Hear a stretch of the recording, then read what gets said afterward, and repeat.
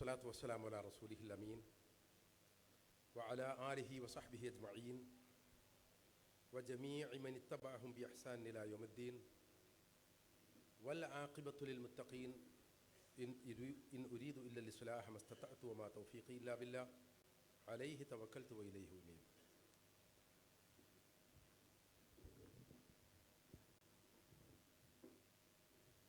ഈ സംഗമത്തിൻ്റെ സമാദരണീയനായ അധ്യക്ഷൻ KNM Randathani unit president കൂടിയായ ബഹുമാന്യനായ ഹസൻ മാസ്റ്റർ അവர்களെ, ഈ സദസ്സിൽ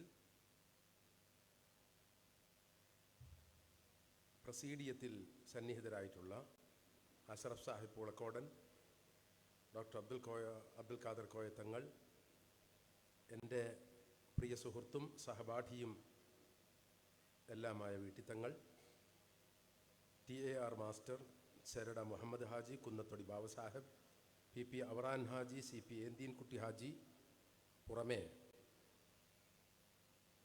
വളരെ നേരത്തെ തന്നെ നല്ല കുടുംബം, ആദർശ കുടുംബം എന്ന വിഷയത്തെ സംബന്ധിച്ച് സംസാരിക്കുവാൻ എത്തിച്ചേർന്നിട്ടുള്ള ആദരണീയനായ NAM ഇസ്ഹാഖ് മൗലവി പറളി, ഇവിടെ എത്തിച്ചേർന്നവരിൽ എന്നേക്കാൾ പ്രായമുള്ളവരും ബഹുമാന്യരുമായ സഹോദരി സഹോദരങ്ങളെ, ഈ പ്രസ്ഥാനത്തിൻ്റെ പ്രവർത്തന പാതയിൽ സഹപ്രവർത്തകരായിട്ടുള്ള കൂട്ടുകാരെ, സുഹൃത്തുക്കളെ, ഇത്തരം സന്ദർഭങ്ങളും സംഗമങ്ങളും സന്തോഷപ്രദമാണ്, നമുക്ക് പ്രതീക്ഷ നൽകുന്നതും ആശാവഹവുമാണ് എന്ന് പ്രത്യേകിച്ച് പറയേണ്ടതില്ല.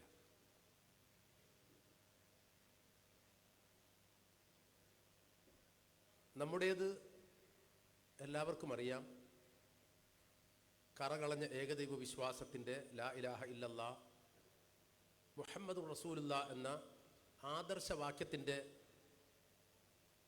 പ്രബോധന വീഥിയിലെ സഹപ്രവർത്തന ബന്ധമാണ്. ഞാനും നിങ്ങളുമായുള്ള ബന്ധം, നിങ്ങൾ തമ്മിലുള്ള ബന്ധം, ഈ മഹത്തായ ആശയവീഥിയിൽ, ഈ ദഅവത്തിൻ്റെ വഴിയിൽ നമ്മൾ ഒരുമിച്ച് കൂടിയിരിക്കുന്നു, ഒരേ കാലത്ത് ജീവിക്കാൻ അള്ളാഹു അവസരം തന്നിരിക്കുന്നു എന്നതാണ്.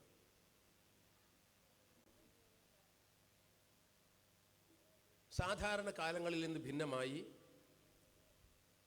ഒരുപക്ഷെ കഴിഞ്ഞ കാലങ്ങളിലൊന്നും ഇസ്ലാഹി പ്രസ്ഥാനം കണ്ടിട്ടും നേരിട്ടിട്ടുമില്ലാത്ത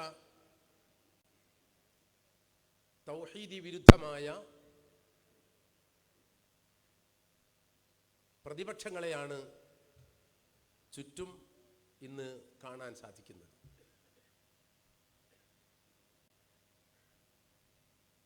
അള്ളാഹുവിൻ്റെ സ്ഥാനത്തേക്ക് വാഴ്ത്തി വളർത്തി പറയുന്നത് അള്ളാഹുവിൻ്റെ കേവലം അടിമകളായിട്ടുള്ള, ഒരുപക്ഷെ നമ്മുടെ കൺമുമ്പിൽ ജീവിച്ച് മരിച്ചുപോയ ആളുകളെയാണ്.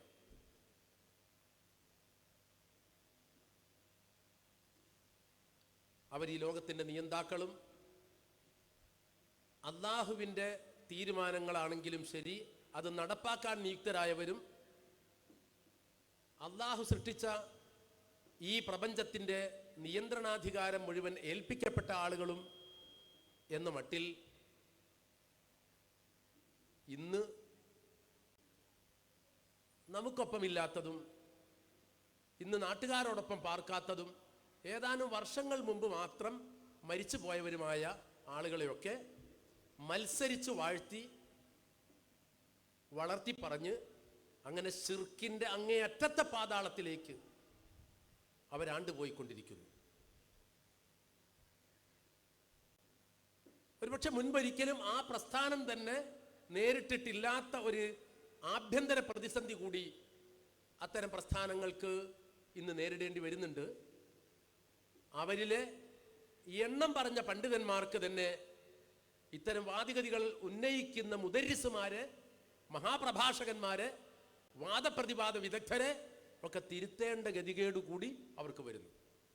അങ്ങനെ ഒന്നും പറയരുത്. ഇത് കാഫിറാകാനുള്ള വഴി മാത്രമാണ്. ഈമാൻ കയ്യിൽ നിന്ന് പോകും. ഇത് പരലോകത്ത് രക്ഷപ്പെടാൻ തടസ്സമാകും, സ്വർഗം കിട്ടാൻ അതൊരു വലിയ പ്രതിബന്ധമായി ഭവിക്കും. പറയരുതിങ്ങനെ, കരുതരുതങ്ങനെ, വിശ്വസിക്കരുത് ഈ വിധം എന്നിങ്ങനെ പറയുന്നിടത്തേക്ക് ആഭ്യന്തരമായി അവർ പ്രതിസന്ധിയിൽ എത്തിയിരിക്കുന്നു. ഇതാണ് ഒരു ഭാഗത്ത് നമ്മൾ കാണുന്നത്. മുജാഹിദ് പ്രസ്ഥാനത്തിന് ഈ വിഷയത്തിൽ തികഞ്ഞ അവബോധവും തിരിച്ചറിവും ഉള്ളതിനാൽ, എന്താണ് തൗഹീദ് എന്ന ഉത്തമമായ ബോധ്യം ഇസ്ലാഹി പ്രസ്ഥാനത്തിനുള്ളതുകൊണ്ട് ഇത്തരം കാര്യങ്ങളിൽ നമുക്ക് തികഞ്ഞ തെളിച്ചമുണ്ട്, യാതൊരു ആശയക്കുഴപ്പവും ഇല്ല. ഇത് കടുത്ത ശിർക്കാണ്, ഇത് നരകത്തിന്റെ വഴിയാണ്, ഇത് സ്വർഗത്തിന് വിഘാതമാണ്, തടസ്സമാണ്. ഇസ്ലാഹി പ്രസ്ഥാനത്തിന്റെ പേരിൽ മുജാഹിദ് പ്രസ്ഥാനത്തിന്റെ മറവിലോ ലേബലിലോ ഒക്കെ പ്രവർത്തിച്ചു കൊണ്ടിരുന്ന ചില സഹോദരങ്ങൾ വഴിവിട്ട് ഇസ്ലാഹി പ്രസ്ഥാനത്തിൽ നിന്ന് പിഴച്ച് പോയിട്ടുണ്ട്. അവർക്ക് പേരിൽ മാത്രമാണ് വിവേകവും വിവേകബുദ്ധിയും ഒക്കെ. അവരുടെ പേര് ഇംഗ്ലീഷാണ്. ആ ഇംഗ്ലീഷ് പദത്തിന്റെ നേർക്കുനേരെയുള്ള മലയാള പൊരുൾ വിവേകബുദ്ധി എന്നാണ്. അത് തീരെ നഷ്ടപ്പെട്ട ഒരവസ്ഥയിൽ, ആ പേരിനോട് തീരെ നീതി പുലർത്താത്ത ഒരു പരുവത്തിൽ അവർ അല്ലാഹു അല്ലാത്ത ആളുകളോട്, സൃഷ്ടികളോട് സഹായം ചോദിക്കുന്നത്, അത് മലക്കാണെങ്കിലും ജിന്നാണെങ്കിലും ഒക്കെ സഹായം ചോദിച്ചാൽ, ഏത് മലക്കിനോട് സഹായം ചോദിച്ചാലും മുശ്രിക്കായിത്തീരും. ഏത് ജിന്നിനോട് സഹായം ചോദിച്ചാലും മുശ്രിക്കാകും. അത് ജിന്നിനോട് ചോദിക്കാവുന്ന സഹായം, അങ്ങനെ ഒരു കാറ്റഗറി ഇല്ല. ജിന്നിനോട് ചോദിക്കാവുന്നൊരു സഹായം എന്ന കാറ്റഗറി ഇല്ല.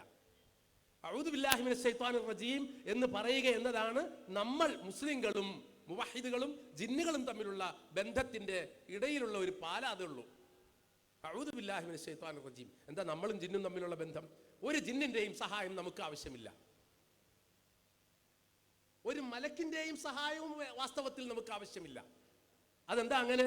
അല്ലാഹു അവന്റെ സംവിധാനത്തിന്റെ ഭാഗമായി മലക്കുകളെ അയച്ച് സഹായിക്കും.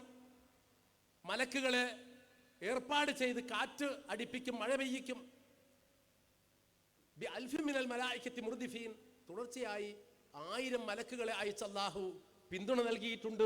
പക്ഷേ മലക്കുകളെ സഹായിക്കണേ എന്ന് റസൂലുള്ളാഹി ദുആ ഇരുന്നിട്ടില്ല.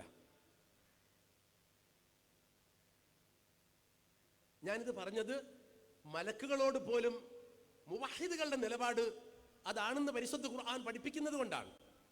അങ്ങനെ ഒരുപാട് ജീവിത സന്ദർഭങ്ങളിൽ വേറൊരു സഹായവും ഇല്ല എന്ന് തോന്നുന്ന വേളകളിലും ആരിൽ നിന്നും നമുക്ക്, അല്ലാഹു അല്ലാത്ത ഒരാളിൽ നിന്നും നമുക്കൊരു സഹായവും പ്രതീക്ഷിക്കാനില്ല, അങ്ങനെ ചോദിക്കാനും പാടില്ല. ചോദിക്കുന്നത് റബ്ബിനോട്. അല്ലാഹു ഏത് വഴിക്ക് സഹായം തന്നാലും നമുക്കത് സ്വീകരിക്കുകയുമാവാം.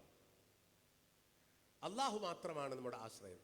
ആ വിഷയത്തിൽ വാദപ്രതിവാദം നടത്തി, നേരിട്ട് വാദപ്രതിവാദം നടത്തി, കരാർ എഴുതി നടത്തണ്ടെന്ന് വെച്ചും അങ്ങനെ നടത്തിയും നടത്താതെ പോയതുമായ വാദപ്രതിവാദങ്ങളുടെ ചരിത്രം തന്നെയുള്ള ആളുകൾ ഇന്ന് ഞങ്ങൾക്ക് അങ്ങനെ ഒരു വാദമില്ല എന്ന് പറയുന്നതിലോ ആ വിധത്തിൽ അനുയായികളെ പറഞ്ഞ് കബളിപ്പിക്കുന്നതിലോ ഒന്നും ഒരർത്ഥമില്ല.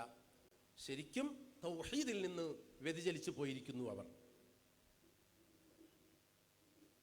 ഞാൻ പറഞ്ഞത് ഇത്രയേ ഉള്ളൂ. ലാ ഇലാഹ ഇല്ലല്ലാഹ് മുഹമ്മദ് റസൂലുള്ളാഹ് എന്ന ഈ മഹത്തായ ആദർശത്തിന്റെ ആകത്തുക എന്താണോ, അതിന്റെ അകക്കാമ്പ് അറിയാതെ നീങ്ങുന്ന ആളുകൾ അവരൊക്കെ ഈ വ്യതിയാനത്തിന്റെ വഴിയിൽ പെട്ടുപോയിട്ടുണ്ട്.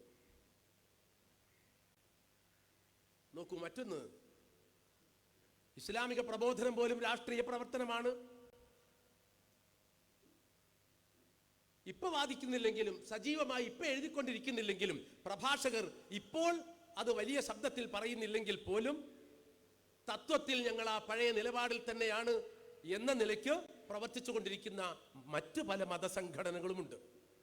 ആ മതസംഘടനകളുടെയും തനത് നിലപാട് അതുതന്നെയാണെങ്കിൽ അതും ലാ ഇലാഹ ഇല്ലല്ലാഹ് എന്ന മഹത്തായ ആശയത്തിൽ കത്തിവെച്ചുകൊണ്ടല്ലാതെ അവർക്ക് അത്തരം ഒരു നിലപാട് സ്വീകരിക്കുക സാധ്യമേ അല്ല.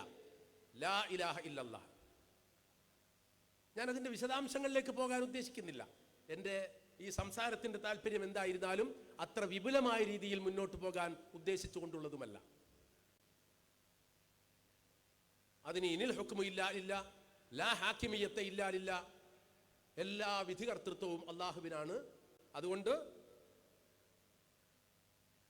ദൈവത്തിന്റെ ഭൂമിയിൽ ദൈവത്തിന്റെ ഭരണം, അള്ളാഹുവിന്റെ ഭൂമിയിൽ അള്ളാഹുവിന്റെ ഭരണം.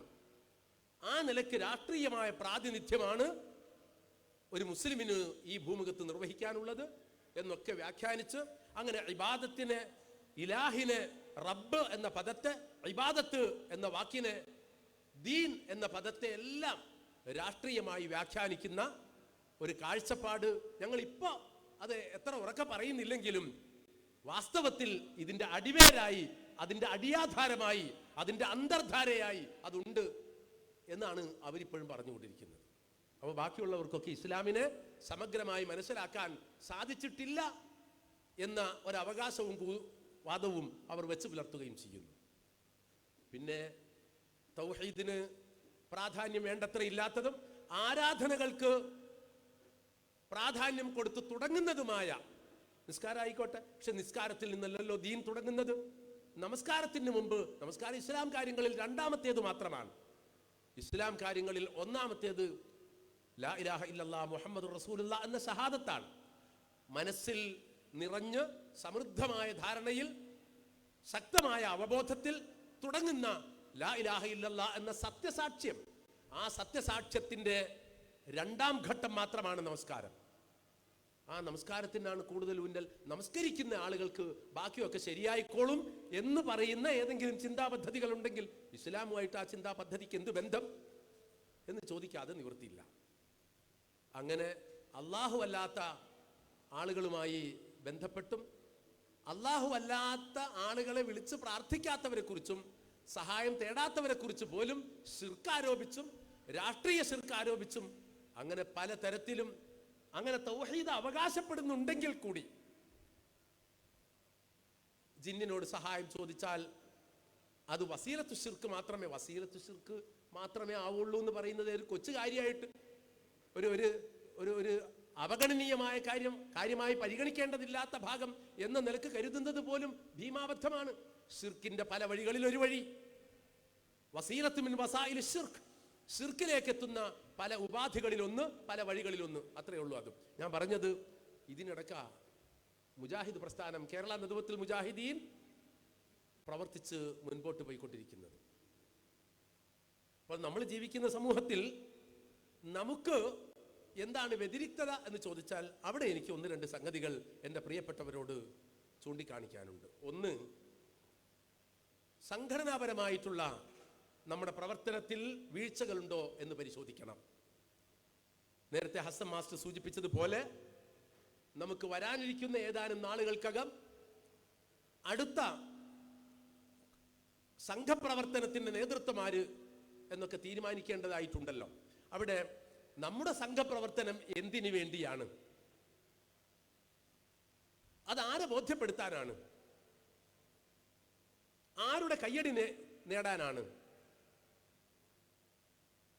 ശരിക്കും തന്നെ ഞാനും നിങ്ങളും KNM പ്രവർത്തകർ, എൻ്റെ പ്രിയപ്പെട്ട ഈ ഭാഗത്തിരിക്കുന്ന സഹോദരിമാർ, അവർ MGM പ്രവർത്തകർ, ഇവിടെ വിദ്യാർത്ഥികളോ മറ്റോ ഉണ്ടെങ്കിൽ അവർ MSM ഈ പ്രദേശത്ത് ഇത്തരം ആദർശ പ്രവർത്തനത്തിന്റെ നട്ടല്ലായി നിവർന്നു നിൽക്കേണ്ടുന്ന യുവാക്കൾ ഉണ്ടെങ്കിൽ അവർ ISM പ്രവർത്തകർ, ഭാരവാഹികൾ, അങ്ങനെ സംഘടനയുടെ വ്യത്യസ്തതയാർന്ന ചുമതലകൾ ഏറ്റെടുത്ത് മുന്നോട്ട് പോകുന്നവരാണ് നമ്മൾ. ഓർക്കേണ്ട സംഗതി, നമ്മൾ ഈ ഏറ്റെടുക്കുന്ന ചുമതലകളൊന്നും നമുക്ക് ബഹുമതികളായിട്ട് സംഘടന പതിച്ചു തരുന്നതല്ല. ഇത്രയും കാലം സംഘടനയ്ക്ക് വേണ്ടി പ്രവർത്തിച്ചതല്ലേ, എങ്കിൽ പിന്നെ നമുക്ക് ആളെ പിടിച്ച് പ്രസിഡന്റ് ആക്കാം. അങ്ങനെ പത്മഭൂഷൺ കൊടുക്കുന്നത് പോലെ, പത്മവിഭൂഷൺ കൊടുക്കുന്നത് പോലെ നാളിന്ന് വരെ പ്രവർത്തിച്ചതിന്റെ ഒരു ബഹുമതിയായി, ഒരു അംഗീകാരമായി കൊടുക്കുന്നതല്ല പ്രസിഡന്റ്, സെക്രട്ടറി, വൈസ് പ്രസിഡന്റുമാർ, ജോയിന്റ് സെക്രട്ടറിമാർ, ഖജാൻജി എന്നിത്യാദി ചുമതലകളൊന്നും. ഈ സംഘടനയുടെ ഏത് പോഷക ഘടകങ്ങളിലും ഇത് തന്നെയാണ് സ്ഥിതി. പിന്നെ അതെന്താണ്? ആ പൊസിഷനുകളൊക്കെ ചുമതലകളാണ്, ഉത്തരവാദിത്തങ്ങളാണ്. ഉത്തരവാദിത്തം നിർവഹിക്കുവാൻ അർഹരും അതിന് പ്രാപ്തരും അതിന് സർവസമ്മതരും ആയ ആളുകൾ, താരതമ്യേന സമ്മതരായ ആളുകൾ എന്ന് വേണമെങ്കിൽ പറയാം. അങ്ങനെയുള്ള ആളുകളെ വേണം നാം ഈ സംഘടനയുടെ നേതൃത്വവും പ്രവർത്തന രംഗത്തെ ചുമതലകളും ഏൽപ്പിച്ചു കൊടുക്കുവാൻ. ചില ഭാഗങ്ങളിലെങ്കിലും മറിച്ച് സംഭവിക്കുന്നുവെങ്കിൽ അത് തിരുത്തപ്പെടേണ്ട തെറ്റായ പ്രവണതയാണ് എന്ന് പറയാതിരിക്കാൻ പറ്റില്ല. തീർച്ചയായും സമൂഹത്തിന്റെ സമ്മതിയും സഹപ്രവർത്തകരുടെ അംഗീകാരവും സ്നേഹവും ഉള്ള ആളുകൾ അവരെയാണ് പള്ളിയുടെ, മദ്രസയുടെ, സ്ഥാപനങ്ങളുടെ, യൂണിറ്റിന്റെ ദഅവാ പ്രവർത്തനങ്ങളുടെ ചുമതലകൾ ഏതും ഏൽപ്പിക്കേണ്ടത്. നമ്മളിൽ ഏറ്റവും യോഗ്യരായ ആളുകളായിരിക്കണം നമ്മുടെ സംഘടനാ പ്രവർത്തനത്തിന് നമുക്ക് നായകത്വം നൽകി നേതൃത്വത്തിൽ വരുന്നവർ. ഇതിൽ ആർക്കും തർക്കമുണ്ടാകും എന്ന് തോന്നുന്നില്ല.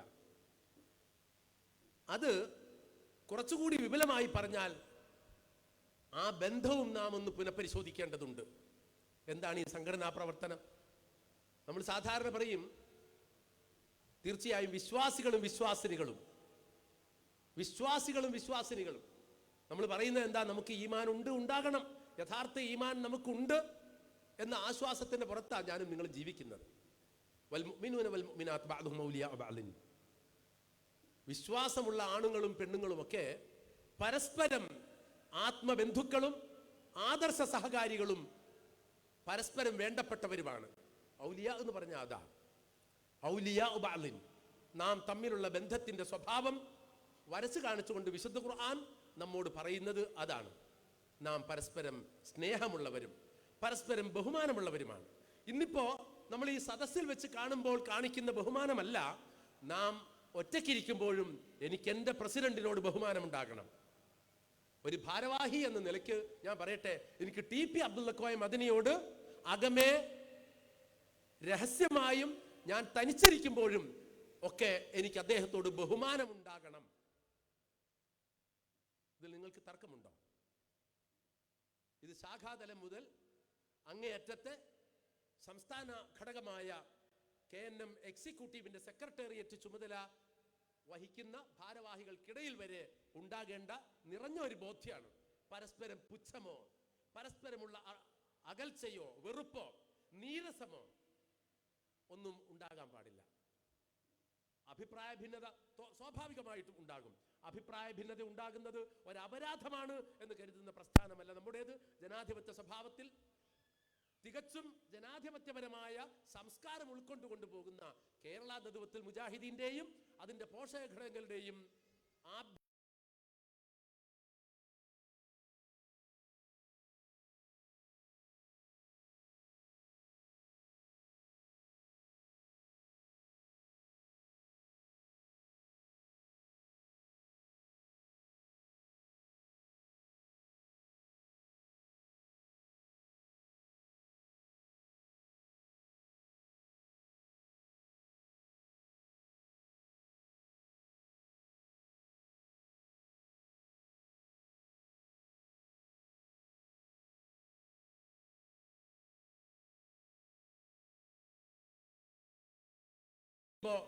മനസ്സാ നിങ്ങളെ പുച്ഛിക്കുകയും ഇകഴ്ത്തുകയും ചെയ്യുന്നതാണ് എനിക്ക് നിങ്ങളുമായുള്ള രണ്ടത്താണിക്കാരുമായുള്ള എൻ്റെ ബന്ധമെങ്കിൽ ആ ബന്ധത്തിന്റെ പറച്ചിലിൽ ഒരു കാപട്യമുണ്ട്, കള്ളത്തരമുണ്ട്. അതൊരിക്കലും ഒരു വിശ്വാസിക്ക് ചേർന്നതല്ല, ഒരു മുജാഹിദ് പ്രവർത്തകന് ഒരിക്കലും അഭികാമ്യമല്ല. അപ്പൊ നമ്മൾ തമ്മിലുള്ള ബന്ധം ഇസ്ലാമികമായൊരു ബന്ധമാണ്. അത് മാതാപിതാക്കൾ മക്കൾ ബന്ധം പോലെ, മുതിർന്നവർ ചെറിയവർ എന്ന ഒരു ബന്ധം, അത് മുതിർന്നവരോട് നിറഞ്ഞ ബഹുമാനമാണ് ചെറുപ്പക്കാരും MSMന്റെ പ്രവർത്തകരും ഒക്കെ അകത്തും പുറത്തും വെച്ച് പുലർത്തേണ്ടത്. അതിനയാൾ നമ്മുടെ ബന്ധുവാകണമെന്നില്ല, തൊട്ട അയൽക്കാരനാകണമെന്നില്ല, നമുക്ക് വളരെ വേണ്ടപ്പെട്ടവനോ ബിസിനസ് പാർട്ട്ണറോ ആയാലേ അത് ഉണ്ടാകൂ എന്നില്ല. നമുക്ക് നമ്മുടെ ഈ പ്രസ്ഥാനത്തെ നയിക്കുന്ന മുഴുവൻ നേതാക്കളോടും തീർച്ചയായും ആദരവും ബഹുമാനവും നിലനിർത്തിക്കൊണ്ടു പോകാൻ സാധിക്കുമ്പോൾ മാത്രമേ നാം സംഘടനാ പ്രവർത്തനം കൊണ്ട് ഉദ്ദേശിക്കുന്ന ഫലം സംഘടനയ്ക്കകത്തും ഈ സംഘടന കൊണ്ട് സമൂഹത്തിന് പുറത്തും ലഭിക്കുകയുള്ളൂ എന്നാണ് നാം ശരിക്കും മനസ്സിലാക്കേണ്ടത്. പക്ഷേ നിർഭാഗ്യവശാൽ ഞാനിത് വിമർശിക്കുകയൊന്നുമല്ല, ചില കാര്യങ്ങൾ ചൂണ്ടിക്കാണിക്കാതിരിക്കാൻ നിവൃത്തിയില്ല. നമ്മുടെ ഈ ഭൗതികമായ താല്പര്യങ്ങളിൽ അതാ സംഭവം, അതാണ് നമ്മൾ എന്തൊക്കെ പറഞ്ഞ് നിസ്സാരവൽക്കരിച്ചാലും ഭൗതികമായ നമ്മുടെ താല്പര്യ തള്ളിച്ചയിൽ നമുക്ക് പല പല പ്രശ്നങ്ങളാണ്. ഒരു യൂണിറ്റിൽ തന്നെയോ ഒരു പള്ളി കമ്മിറ്റിക്കകത്തോ സമാന്തരമായ ഒരു ഗ്രൂപ്പ് സംവിധാനം നിലനിർത്തിക്കൊണ്ടു പോകുന്നത് സംഘടനയുടെ വളർച്ചയ്ക്കോ അതിന്റെ പുരോഗതിക്കോ ആ സ്ഥാപനത്തിന്റെ നിലനിൽപ്പിനോ ആ പ്രദേശത്തിന്റെ വികസനത്തിനോ ഉതകുന്ന സഹായകമായ ഒരു നിലപാടല്ല. പ്രവാചകൻ സല്ലല്ലാഹു അലൈഹി വസല്ലമ ഈ ഒരു കാര്യം നമ്മളോട് എത്ര ഭംഗിയായിട്ടാണ്, ഏതെല്ലാം വാക്കുകളിലാണ് പറഞ്ഞ് പഠിപ്പിച്ചിട്ടുള്ളത് എന്നോർത്താൽ നമുക്ക് അത്ഭുതം തോന്നും. എങ്ങനെയാണ് പരസ്പരം ഉണ്ടാകേണ്ട ആ ബന്ധം? വല്ലാത്ത ബന്ധമാണ്. മുഹമ്മദുർ റസൂലുള്ളാഹി വല്ലദീന മഅഹു അശദ്ദാഉ അലൽ കുഫാരി റുഹമാഉ ബൈനഹും. തമ്മിലുണ്ടാകേണ്ട ബന്ധത്തിന്റെ സ്വഭാവം കാരുണ്യത്തിൽ, പരസ്പരമുള്ള ദയവിലും കാരുണ്യത്തിലും അധിഷ്ഠിതമായിരിക്കും എന്ന് പറയുന്ന ഒരു ഭാഗത്ത് നോക്കണം. നിങ്ങൾ ആ ആയത്ത് നിങ്ങൾ ശ്രദ്ധിച്ചിട്ടുണ്ടോ എന്ന് എനിക്കറിയില്ല. ശ്രദ്ധിച്ചിട്ടുണ്ടാകാനാണ് കൂടുതൽ സാധ്യത. കാരണം ഞാൻ സംസാരിക്കുന്ന ദേശം രണ്ടത്താണിയാണ്. കേരളം മൊത്തം ശ്രദ്ധിച്ച പണ്ഡിതന്മാരുടെ സാന്നിധ്യം കൊണ്ട് അനുഗ്രഹിക്കപ്പെട്ട ഒരു പ്രദേശമാണിത്. മുഹമ്മദുർ റസൂലുള്ളാഹ്, മുഹമ്മദ് അള്ളാഹുവിന്റെ തിരുദൂതരാണ്. വല്ലദീന മഅഹു, അദ്ദേഹത്തിന്റെ കൂടെ നിൽക്കുന്നവർ. നോക്കണം നിങ്ങൾ ആ പ്രയോഗമൊക്കെ. എന്നും പ്രവാചകന്റെ കൂടെ നിൽക്കുന്നവരും പ്രവാചകന്റെ കൂടെ നിൽക്കാത്തവരും ഉണ്ടാകും. വല്ലദീന മഅഹു, ആ പ്രവാചകന്റെ കൂടെ നിൽക്കുന്നവർ അശദ്ദാഉ അലൽ കുഫാർ, സത്യവിരോധികളുടെ സമ്മർദ്ദത്തിന് വഴങ്ങാത്ത, സത്യനിഷേധികളുടെ താല്പര്യങ്ങൾക്ക് ഒതുങ്ങിക്കൊടുക്കാത്ത പ്രകൃതം നിലനിർത്തുന്നവരായിരിക്കും. റുഹമാഉ ബൈനഹും, മറ്റുള്ളവരുടെ സമ്മർദ്ദങ്ങൾക്ക് വഴങ്ങാതിരിക്കുമ്പോഴും പരസ്പരമുള്ള ബന്ധം കാരുണ്യത്തിലും ദയാവായ്പിലും ചാലിച്ചതായിരിക്കും. കാരുണ്യം എന്ന് പറയുന്നത് സ്നേഹത്തിൻ്റെയും ഒക്കെ കുറെ മുകളിലാണ് എന്ന് ഞാൻ പ്രത്യേകിച്ച് പറയേണ്ടതില്ലല്ലോ. സ്നേഹത്തിന് മുകളിലാണ് കാരുണ്യം. ഒരു കമ്മിറ്റിക്കകത്ത്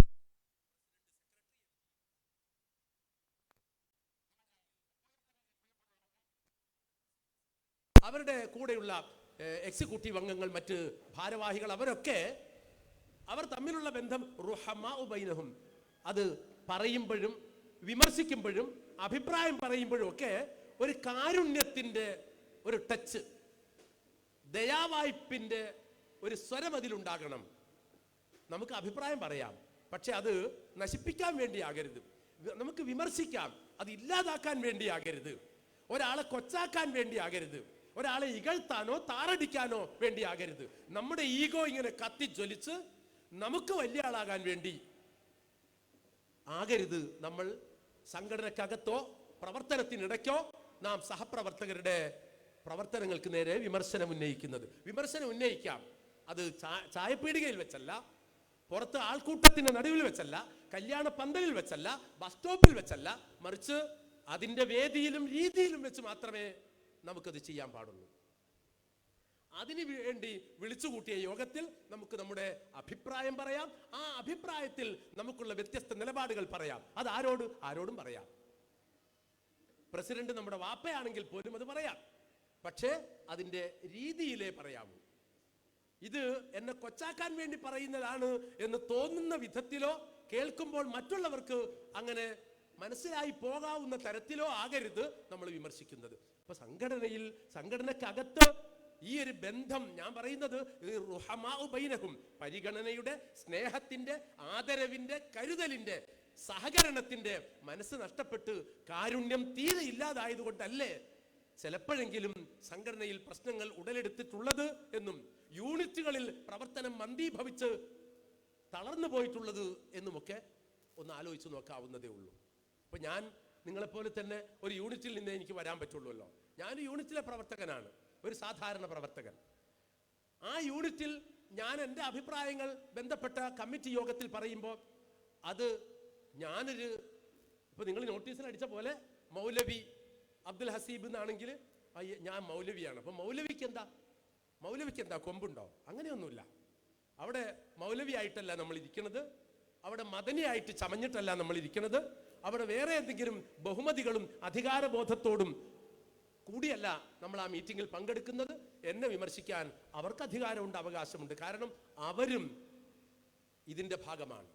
നമ്മൾ ഇതിന്റെ ഭാഗമാണെങ്കിൽ ഒരുപക്ഷെ നമ്മളെക്കാൾ ആത്മാർത്ഥതയുള്ള പ്രവർത്തകരാണ് സമൂഹം അറിയാത്ത, നോട്ടീസിൽ പേര് വരാത്ത ആളുകൾ. ഞാൻ പറയട്ടെ, ഇപ്പൊ ഈ നോട്ടീസ് ഉണ്ടല്ലോ, ഈ നോട്ടീസിൽ പേര് വന്നവരെക്കാൾ എത്രയോ ആത്മാർത്ഥമായി റബ്ബിനോട് എന്നും പ്രാർത്ഥിച്ചിട്ട് ഈ പ്രസ്ഥാനത്തിന് വേണ്ടി പ്രവർത്തിക്കുന്ന എത്രയോ സഹോദരങ്ങൾ ഉണ്ടാകും, സഹോദരിമാർ കാണും.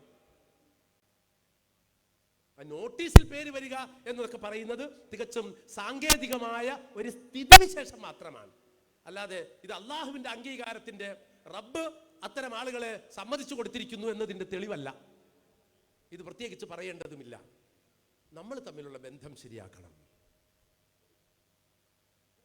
ഇനി അതിലേക്ക് കടക്കും മുമ്പ് ഞാനൊരു കാര്യം പറയട്ടെ. അത് ക്ഷമിക്കണം,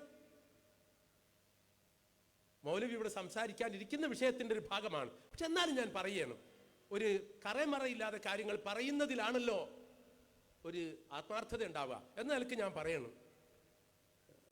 നമ്മൾ തമ്മിലൊക്കെ ഉള്ള ശരിയായ ഒരു ബന്ധം ഈ പറഞ്ഞ കരുതലിൻ്റെയും സ്നേഹത്തിൻ്റെയും പരസ്പര ബഹുമാനത്തിൻ്റെയും ആദരവിൻ്റെയും കരുണയുടെയും ഒക്കെ ആണോ? അതിൻ്റെയൊക്കെ ബന്ധമാണോ നമ്മൾ തമ്മിൽ ഉള്ളത്? പരിശോധിക്കണം. എപ്പോഴും അത് മറിച്ചാകാം. ഇബ്ലീസ് നമ്മൾ കരുതുന്നതിനേക്കാൾ ശക്തനാണ്. നമുക്കിടയിൽ ഭിന്നിപ്പുണ്ടാക്കുക, നമ്മളെ ശിഥിലീകരിക്കുക, നമ്മളെ പല തട്ടിലാക്കുക, പല വിഭാഗങ്ങളിലേക്ക് ചേക്കേറുന്നവരാക്കി മാറ്റുക, ഇതൊക്കെ ഇബ്ലീസിന്റെ പതിവ് തന്ത്രങ്ങളുടെ ഭാഗമാണ്. അതുകൊണ്ട് ചിലപ്പോൾ കേട്ടിട്ടില്ലേ, ഞാൻ വെറുതെ പറയണതല്ല, നിങ്ങൾ എന്താ അപ്പുറം നിൽക്കുന്നത്?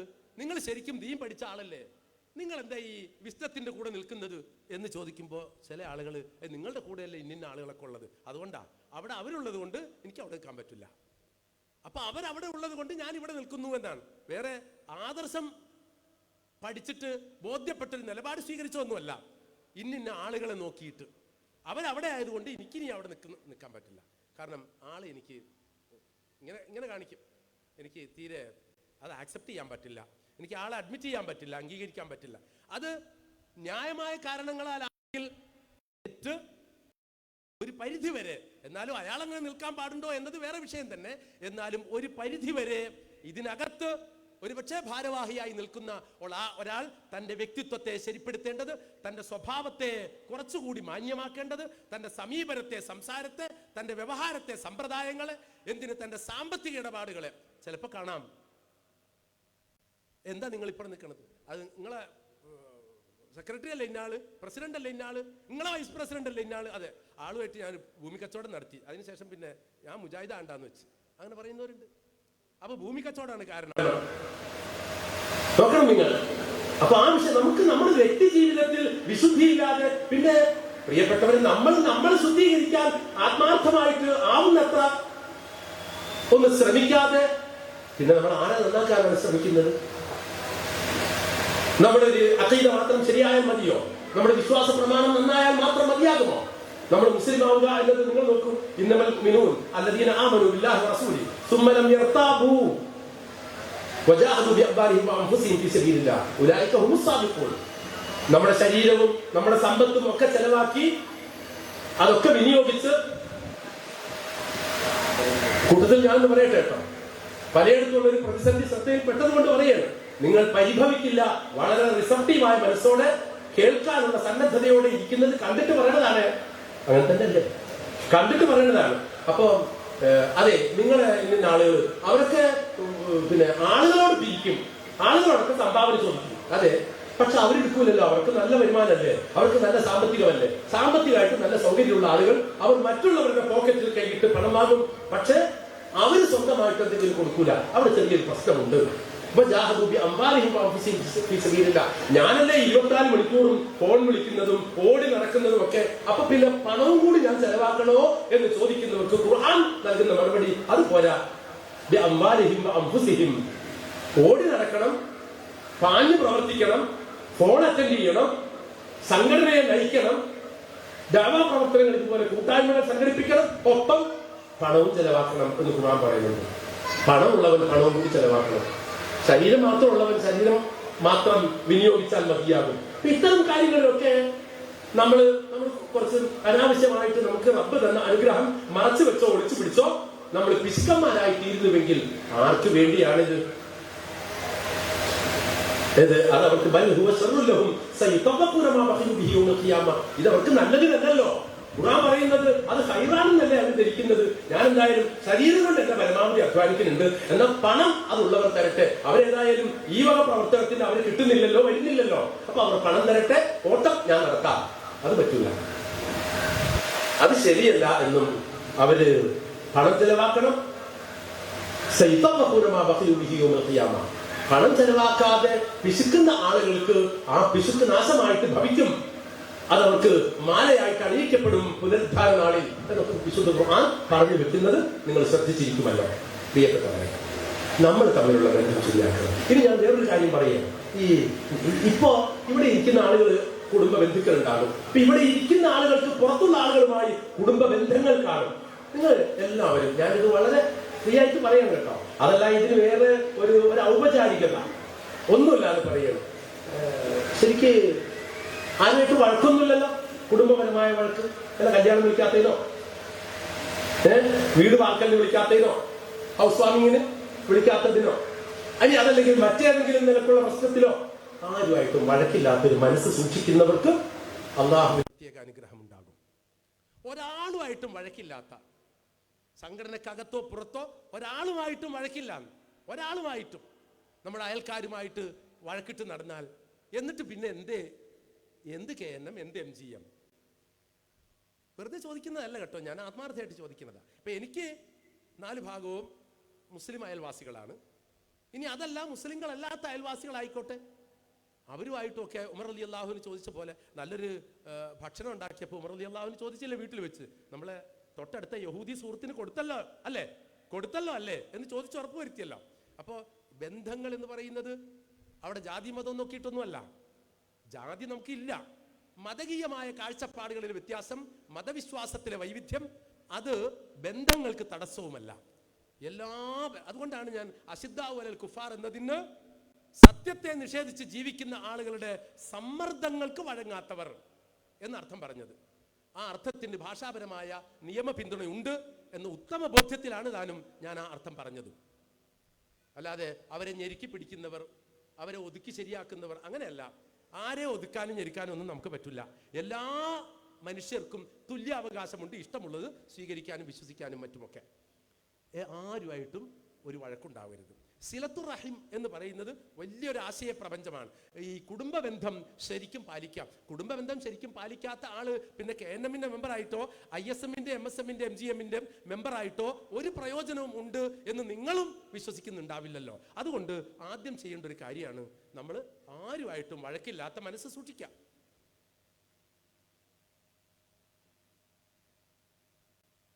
തങ്ങളെ ഈ നമ്മൾ ഈ കോട്ടയ്ക്കൽ വെച്ച് സംസാരിച്ചപ്പോൾ ഞാൻ പറഞ്ഞു എന്ന ഓർമ്മയിൽ തന്നെ ഞാൻ ഒരു കാര്യം പറയണം. അന്നൊരു പക്ഷേ ഇല്ലാത്ത ആളുകളോ കേൾക്കാത്ത ആളുകളോ ഒക്കെ ഈ കൂട്ടത്തിൽ ഉണ്ടാവുമല്ലോ. എന്നോടൊരാള് പിന്നെ സ്ത്രീകളുടെ നിക്കാബിനെ സംബന്ധിച്ച് സംസാരിച്ചു കൊണ്ടിരിക്കുമ്പോൾ ഉണ്ടായ ഒരു സംഭാഷണം. നിക്കാബ്, ഒരു മുസ്ലിം സ്ത്രീ നിക്കാബ് അണിയേണ്ടതുണ്ടോ? നിക്കാബ് അണിയേണ്ടതില്ല. നിക്കാബ്, ഒരു മുസ്ലിം സ്ത്രീ നിക്കാബ് അണിയേണ്ടതില്ല.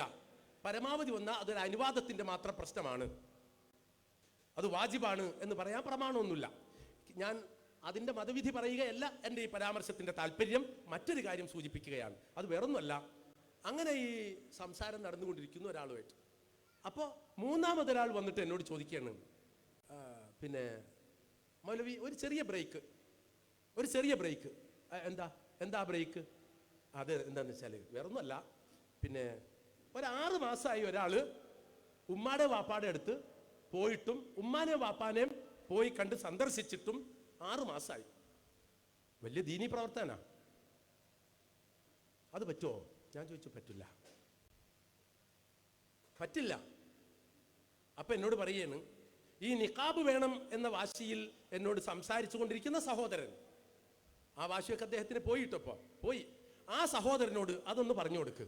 6 മാസം കഴിഞ്ഞു സുഖമില്ലാതെ കിടക്കുന്ന ഉമ്മാനെ ഈ മനുഷ്യൻ പോയി കണ്ടിട്ട്. മൂപ്പർക്ക് ഇപ്പൊ നിക്കാബ് വേണോ വേണ്ടേ എന്നുള്ളതാണ് തർക്ക പ്രശ്നം. സ്വന്തം ഉമ്മാനെ വാപ്പാനെ പോയി കാണുന്നതിന് നോക്കണം നിങ്ങൾ. ഇത് ഏതാണ് നമ്മുടെ ഈ സോഴ്സ് ഓഫ് റിലീജിയൻ, നമ്മുടെ ഈ ദീനിന്റെ സ്രോതസ് ഏതാ? എവിടെന്നാ നമ്മൾ ദീൻ പഠിക്കുന്നത്? ഉമ്മ വാപ്പയായിട്ട് വഴക്കിട്ട് നടക്കുന്ന ഒരാൾ. അപ്പോൾ ഞാൻ ചോദിച്ചു, സത്യമാണോ? സത്യമാണ്. ഞാൻ ഉമ്മാനെ വാപ്പാനെ പോയി കാണാറില്ല. എന്താ പ്രശ്നം? ഉമ്മ കുത്തുബിയത്ത് നടത്തുന്ന ഞങ്ങളെ മഹല്ലിലെ പള്ളിയിലെ മുസ്ലിയാർക്ക് ഭക്ഷണം കൊടുക്കുന്നുണ്ട്. അത് കൊടുക്കരുതെന്ന് ഞാൻ പറഞ്ഞിട്ടും ഉമ്മ കൊടുതി തുടരുന്നു. അതിൻ്റെ വിഷമമാണ് എനിക്ക്. ഞാൻ ചോദിച്ചു, കുത്തുബിയത്ത് നടത്തുന്ന മുസ്ലിയാർക്ക് ഭക്ഷണം കൊടുക്കരുത് എന്ന് ഉമ്മ പറഞ്ഞു, നിങ്ങൾ ഉമ്മാനോട് പറഞ്ഞു, ശരി.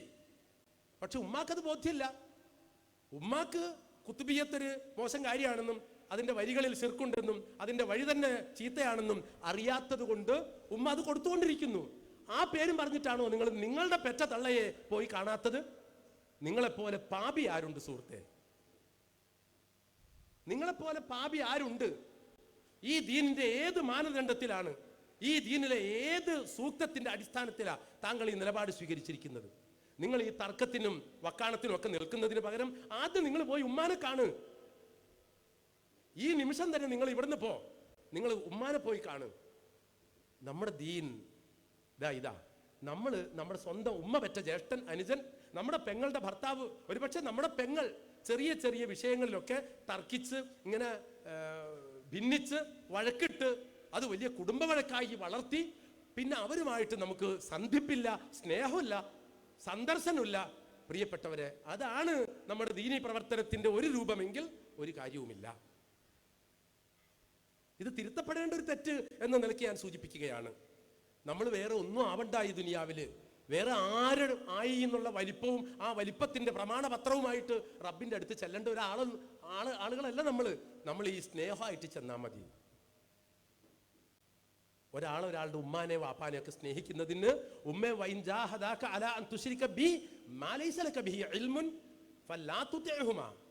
അതേസമയം ശിർക്ക് ചെയ്യാൻ, ബജാറത്തിൽ പോകാൻ, ദർഗയിൽ പോകാൻ, ചന്ദനക്കുടത്തിന്, ഉറൂസിന്, മക്കാമിന്, നേർച്ചക്ക്, വഴിപാടിന് ഒക്കെ പോകാൻ നിർബന്ധിക്കുന്ന ഉമ്മയെ വാപ്പയൊക്കെ ഉണ്ടെങ്കിൽ തീർച്ചയായിട്ടും അതിൽ ചെവി കൊടുക്കരുത്, അനുസരിക്കരുത് ഉമ്മാനെ വാപ്പാനെ. ആ കാര്യത്തിൽ സഅദ് ബിൻ അബി വഖാസിന്റെ കഥ നിങ്ങൾക്കറിയാലോ. ഞാൻ വെയിലത്ത് നിൽക്കും എന്ന് പറഞ്ഞപ്പോ ഉമ്മ, നിങ്ങൾ വെയിലത്ത് നിന്ന് 100 വട്ടം മരിച്ചു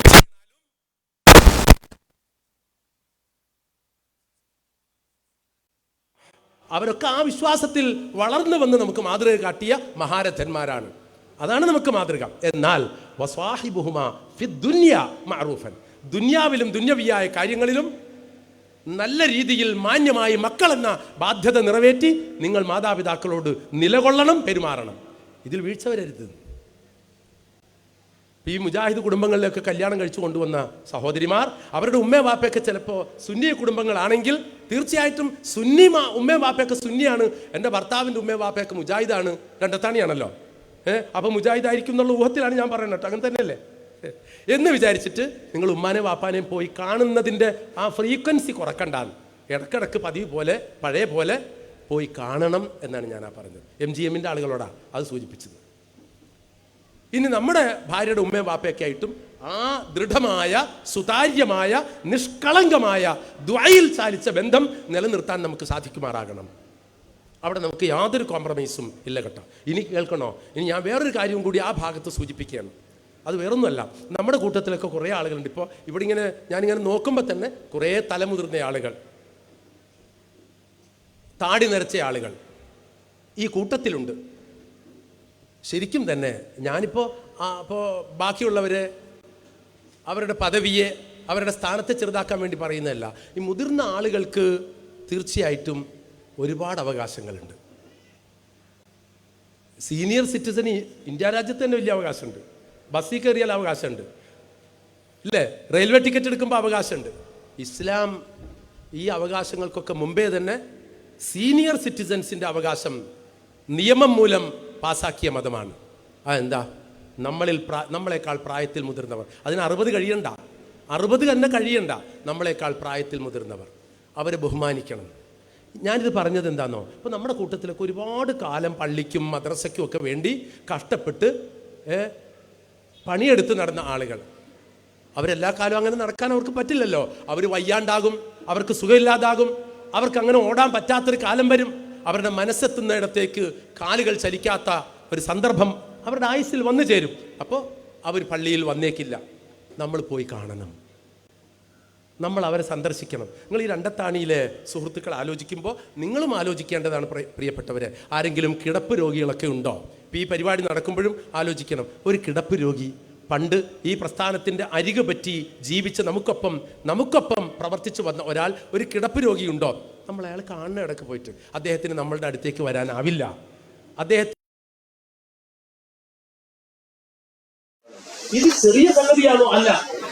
ചില ജില്ലകളിൽ ജില്ലാ പ്രസിഡന്റുമാർ പോലും അങ്ങനെ ഓർമ്മക്കുറവിന്റെ വിസ്മൃതിയിൽ കഴിയുന്നവരുണ്ടാകും. മറ്റുള്ളവരുടെ മനസ്സിൽ നിന്ന്, അവരുടെ ഓർമ്മയിൽ നിന്ന്, കരുതലിൽ നിന്ന് അപ്രത്യക്ഷമായവരുണ്ടാകും. അപ്പൊ അവരെ പോയി കാണേണ്ട ബാധ്യത യഥാർത്ഥത്തിൽ തന്നെ നമുക്കുള്ളതല്ലേ? നമ്മൾ പോയി കാണണം എന്നാണ് ഞാൻ ആസ്വദിച്ചത്. അങ്ങനെ വ്യക്തിപരമായിട്ടുള്ള ഒരു കാര്യമായിട്ടല്ലാതെ ഇത് ഒരു സാമൂഹ്യ ബാധ്യതയായി കരുതിക്കൊണ്ട് തന്നെ നമ്മളിൽ അവശരെയും, അസുഖമായിട്ട് കിടക്കുന്നവരെയും, ആക്സിഡന്റ് വെച്ച് കിടക്കുന്നവരെയും, ആസ്പത്രിയിൽ കഴിയുന്നവരെയും, വീടുകളിൽ ശയ്യാവലംബികളായി കഴിയുന്നവരെയും, ആണിനെയും പെണ്ണിനെയും, KNMന്റെയും MGMന്റെയും ഒക്കെ പ്രവർത്തകർ പോയി കാണുന്ന ഒരു സ്ഥിതിവിശേഷം ഉണ്ടാകണം. മറ്റൊരു ഭാഗം, നമുക്ക് ഈ ഇതര മതസ്ഥരൊക്കെ ആയിട്ടുള്ള ബന്ധത്തിന്റെ സ്വഭാവം ഞാനൊന്ന് സൂചിപ്പിച്ചു പോവുകയാണ്. മറ്റു മതസ്ഥരൊക്കെ ആയിട്ട് എങ്ങനെ? ഇതിപ്പോ ഓണാണല്ലോ, അങ്ങനെയൊക്കെ ചിന്തിക്കും. ഓണായാലും പെരുന്നാളായാലും ക്രിസ്മസ് ആയാലും ഇപ്പൊ രണ്ടത്താണിയിലൊന്നും അങ്ങനത്തെ വലിയ ഒരുപാട് ഇതര മതസ്ഥരുണ്ടോ? അവിടെ കുറവാണ്. പ്രത്യേകിച്ച് മലപ്പുറം ജില്ലയാണ്, സ്ഥലമോ രണ്ടത്താണി. അപ്പൊ സ്വാഭാവികമായും കുറവായിരിക്കും. പക്ഷേ എനിക്ക് പറയാനുള്ളത് പ്രിയപ്പെട്ടവരെ, എല്ലാ മതസ്ഥരും ഞാൻ അത്ഭുതപ്പെടുകയാണ്. നമ്മുടെ പ്രവാചകൻ സല്ലല്ലാഹു അലൈഹി വസല്ലം തിരുമേനിയുടെ നടപടിക്രമങ്ങളെ, സമീപനത്തെ ഒന്ന് ഓർത്തെടുത്താൽ ജീവിതത്തിൽ എപ്പോഴെങ്കിലും ഒരു ചെറിയ ഉപകാരം ചെയ്ത ഒരാളെ അള്ളാഹുവിന്റെ പ്രവാചകൻ ഓർമ്മിക്കാതിരിക്കില്ല. ഒരു ചെറിയ ഉപകാരം ചെയ്ത ഒരാളെ നമ്മളാണെങ്കിൽ ദ്രോഹിച്ച ആളെ ഓർമ്മയിൽ വെക്കും, കുഴക്കത്തും. ഉപകാരം ചെയ്ത ആളെ നാം മറവിയിലേക്ക് തള്ളിയിടും. അള്ളാഹുവിന്റെ പ്രവാചകൻ ഒരു ചെറിയ ഉപകാരം ചെയ്തയാൾ, അങ്ങേയറ്റം വേറെ ആർക്കും കൊടുക്കാത്ത ബഹുമതികൾ. അവർ മുശ്രിക്കുകളാണ്. എന്നിരുന്നാൽ പോലും അവർക്ക് ആ ബഹുമതിയും അംഗീകാരവും കൊടുക്കും അള്ളാഹുവിന്റെ പ്രവാചകൻ. ഇത് നമുക്ക് കാണേണ്ടി വരുന്ന സന്ദർഭങ്ങൾ പലതുണ്ട്. കൂട്ടത്തിൽ ഏറ്റവും പ്രധാനപ്പെട്ട ഒരു സന്ദർഭം പറയാം. തായിഫിൽ നിന്ന് സല്ലല്ലാഹു അലൈഹി വസല്ലമയെ ആട്ടി ഓടിച്ചത് നിങ്ങൾക്ക് എല്ലാവർക്കും അറിയാം. തായിഫിൽ നിന്ന് ആട്ടി ഓടിക്കപ്പെട്ട പ്രവാചകൻ സല്ലല്ലാഹു അലൈഹി വസല്ലമ സ്വന്തക്കാരാൽ, ബന്ധക്കാരാൽ അവഹേളിക്കപ്പെട്ട്, അപമാനിക്കപ്പെട്ട്, കല്ലെറിയപ്പെട്ട്, ശരീരഭാഗങ്ങളിൽ നിന്ന് രക്തം വാർന്ന്, അങ്ങനെ അവർക്ക് വേണ്ടി പ്രാർത്ഥിക്കുക എന്നതിനപ്പുറം അവർക്കെതിരിൽ പ്രാർത്ഥിക്കാൻ മനസ്സനുവദിക്കാതെ അവരെ ശിക്ഷിക്കാൻ അള്ളാഹു തയ്യാറായിരിക്കുന്നു എന്ന വാഗ്ദാനം പോലും വേണ്ടാന്ന് വെച്ച് അവരിൽ ഒരു നല്ല തലമുറ പിന്നീട് നന്നായി വന്നേക്കാമല്ലോ എന്ന പ്രതീക്ഷ മനസ്സിൽ കരുതിക്കൊണ്ട് നാട്ടിലേക്ക് തിരിച്ചെത്തുമ്പോൾ വീണ്ടും അദ്ദേഹത്തെ മക്കയിൽ പ്രവേശിപ്പിക്കുവാൻ ഒരു സഹോദരൻ, ഒരു മുശ്രിക്കായ സഹോദരൻ മുൻകൈയെടുക്കുന്നുണ്ട്. ആ സഹോദരൻ, അദ്ദേഹത്തെ കുറിച്ച് അള്ളാഹുവിന്റെ പ്രവാചകൻ പറഞ്ഞത്, അദ്ദേഹം എങ്ങാൻ മുത്തഇം ബിൻ അദി എന്നാണ് അദ്ദേഹത്തിന്റെ പേര്. മുത്തഇം, അദ്ദേഹം എങ്ങാൻ ബദർ യുദ്ധത്തിന്റെ പശ്ചാത്തലത്തിൽ റസൂലുള്ളാഹി പറയുന്നു, അന്ന് എനിക്ക് അഭയം നൽകിയ മുത്തഇം ലൗ കാന മുത്തഇം ബിൻ അദി ഹയ്യൻ വകല്ലമ ഫീ ഹൗലാഇ ലതറക്തുഹും ലഹു.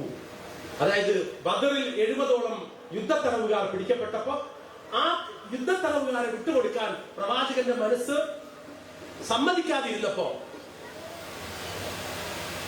അവരെ കൊല്ലണം എന്ന അഭിപ്രായം പോലും ഉമർ ഇബ്നുൽ ഖത്താബ് റളിയല്ലാഹു അൻഹുവിന്റെ ഭാഗത്തു നിന്ന് ഉണ്ടായപ്പോ, അല്ല അവരെ വിട്ടുകൊടുക്കുകയാണ് വേണ്ടത് എന്ന ഉദാരമായ സമീപനം അബൂബക്കർ സിദ്ദീഖ് റളിയല്ലാഹു അൻഹു സ്വീകരിച്ച നേരത്ത് റസൂലുള്ളാഹി പറഞ്ഞത്, മുത്തഇം ഇന്ന് ജീവിച്ചിരിക്കുകയും ആ മുത്തഇം വന്ന് വകല്ലമ ഫീ ഹൗലാ, ഈ ബന്ദികളുടെ കാര്യത്തിൽ ഒരു മസ്ലഹത്ത് പറഞ്ഞ് അവരെ വിട്ടുകൊടുക്കണം എന്ന അപേക്ഷ എന്റെ മുമ്പിൽ വെച്ച് സംസാരിക്കുകയും ചെയ്തിരുന്നുവെങ്കിൽ ലതറക്തുഹും ല, ആ മനുഷ്യന്റെ വാക്കിനെ പരിഗണിച്ചുകൊണ്ട്, മുശ്രിക്കായ ആ മുത്തഇം എന്ന സഹോദരന്റെ വാക്കിനെ പരിഗണിച്ചുകൊണ്ട് ഞാൻ അവരെ അയാൾക്ക് വിട്ടുകൊടുക്കുമായിരുന്നു എന്ന് പറഞ്ഞാൽ, ചെറിയ ഉപകാരങ്ങൾ പോലും ഏത് മനുഷ്യൻ ചെയ്താലും നമുക്കൊക്കെ എത്രയോ ഉപകാരങ്ങൾ ഏതെല്ലാം മതസ്ഥർ ചെയ്യുന്നു, ഉദ്യോഗസ്ഥർ ചെയ്യുന്നു. അതൊരു അവകാശമായി മാത്രം കണക്കാക്കുന്നതിന് പകരം അതൊരു സാഹോദര്യ ബന്ധത്തിന്റെ, മതനിരപേക്ഷ സംസ്കാരത്തിന്റെ ഒരു പ്രധാന ലക്ഷണമായി കാണുകയും ആ പെരുമാറ്റ രീതി അവരോട് കൂടി നമ്മൾ നിലനിർത്തുകയും ചെയ്യുക എന്നതാണ് ഏറ്റവും സുതാര്യമായ, ദീനിയായ, സത്യസന്ധമായ നിലപാട്. അപ്പൊ ഇതര മതസ്ഥരോട് എങ്ങനെയാന്ന് ചോദിച്ചാൽ, ഇതര മതസ്ഥരോട് നമ്മൾ അവരുടെ ആഘോഷങ്ങളിലൊന്നും പങ്കുചേരേണ്ട കാര്യമില്ല. ആഘോഷങ്ങളിലൊന്നും പങ്കുചേരേണ്ട കാര്യമില്ല. അവരുടെ ഏതെങ്കിലും ആചാരങ്ങൾ നമ്മുടേതാക്കി മാറ്റേണ്ട കാര്യമില്ല. ഉദാരത കൂടി കൂടി കൂടി കൂടി കൂടി ഇപ്പൊ നോക്കൂ, നിങ്ങൾ ഇന്നലെ നിങ്ങളുടെയൊക്കെ മക്കള് എങ്ങനെയാണ് കോളേജിൽ നിന്ന് വന്നത് എന്ന് എനിക്കറിയില്ല, പോയത് എങ്ങനെയാണെന്ന് എനിക്കറിയില്ല. ഞാൻ ജോലി ചെയ്യുന്ന സ്ഥാപനത്തിന്റെ തൊട്ടരികത്ത് മറ്റൊരു സ്ഥാപനമുണ്ട്. ആ സ്ഥാപനത്തിൽ നിന്ന് കുട്ടികൾ, മുസ്ലിം കുട്ടികളൊക്കെ സെറ്റ് സാരിയെ കൊടുത്തിട്ടാണ് കുട്ടികൾ വരുന്നത്. അവിടെ എത്തണമെന്ന് എനിക്ക് അഭിപ്രായമില്ല. ഏത് അങ്ങനെ സെറ്റ് സാരിയെ കൊടുക്കണം. അപ്പോ സെറ്റ് സാരിയെ കൊടുക്കുമ്പോൾ അതിന്റെ ചില വൈകല്യങ്ങളും അത്തരം വേഷവിധാനങ്ങളുടെ ചില വൈകൃതങ്ങളും തകരാറുകളും ഒക്കെ ഉണ്ടാകും. ആ തകരാറ് മുസ്ലിങ്ങൾ എന്ന നിലക്ക് തന്നെ നമ്മൾ ഒഴിവാക്കേണ്ടതുണ്ട്. എന്നാൽ ആരുടെയും ആരാധനാ രീതികളെയോ, ആരുടെയും ആരാധ്യ പുരുഷന്മാരെയോ, ആരുടെയും വിശ്വാസ സങ്കല്പങ്ങളെയോ, ആരുടെയും ആചാരങ്ങളെയോ സംസ്കാരങ്ങളെയോ അവഹേളിക്കാനോ അവമതിക്കാനോ നമുക്ക് അവകാശമില്ല.